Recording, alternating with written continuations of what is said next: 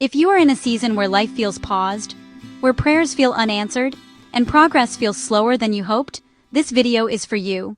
Today, we're talking about grace in the waiting season, when purpose is still unfolding, even when nothing seems to be moving. There is a season in life where no one prepares you for the waiting season. It is the space between prayers prayed and answers received, between effort and outcome, between hope and uncertainty. Waiting is not loud, it is quiet, stretching, and often lonely. You are doing all you can, yet nothing seems to move.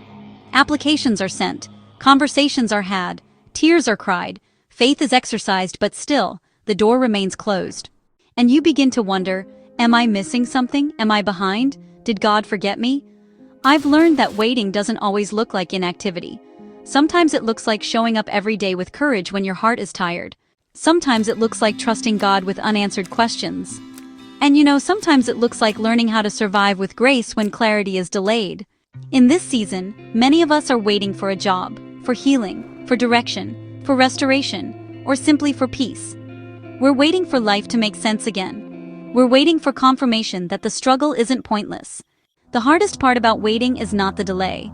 It's the silence. It's when you pray and heaven seems quiet. When you do everything right and still feel stuck. When you're faithful, but frustrated. Hopeful, yet exhausted. But I've come to understand that grace is most visible in seasons like this. Grace is what sustains you when answers delay. Grace is what carries you when your strength runs out. Grace is the gentle reminder that God is still working even when you can't see it. Waiting seasons strip us of control. They force us to confront who we are without outcomes, without applause, without certainty. And honestly, that can be uncomfortable. But waiting also reveals something powerful. Your worth was never tied to speed, success, or arrival. In the waiting, God teaches you how to trust without timelines. Sometimes it's about learning how to obey even when there aren't any guarantees. And honestly, it's also about figuring out how to rest, even when you don't understand the whole picture. Trusting God's timing, well, it doesn't mean you just stop feeling altogether. It doesn't mean you stop hoping or wishing for more either. What it really means is choosing not to abandon yourself while you wait. You don't shrink, you don't silence your emotions, and you definitely don't numb your pain. Instead, you start learning how to walk slowly, with grace. Waiting, sure, it teaches patience, but it also teaches discernment. It helps you listen a little more closely. You start to recognize what just isn't meant for you, and eventually, you learn to release what you've outgrown. Sometimes God delays answers because He's protecting you.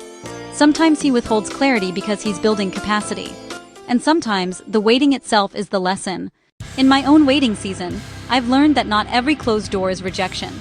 Some are redirection, some are preparation, some are mercy. I've learned that it's okay to grieve what hasn't happened yet. It's okay to feel tired. It's okay to ask God questions without losing faith. Waiting has taught me to hold hope gently, to trust deeply, to surrender daily. It has taught me that God is not just concerned with where I'm going. He is deeply invested in who I'm becoming. So if you are in a waiting season right now, I want you to know this. You are not forgotten. You are not late. You are not failing. You are becoming stronger, wiser, and honestly, more anchored in grace than outcomes. Even when progress feels slow, purpose is still unfolding. Even when answers delay, God's presence does not waver. Even when the journey feels heavy, grace is still carrying you. And one day, you will look back and realize that the waiting did not waste you. It refined you. Until then, keep walking, keep trusting, keep choosing grace one step at a time. If this season feels heavy, I hope you remember this. Sometimes grace meets us not at the destination, but in the slow becoming along the way. Thank you for walking this journey with me. This is Grace in the Journey.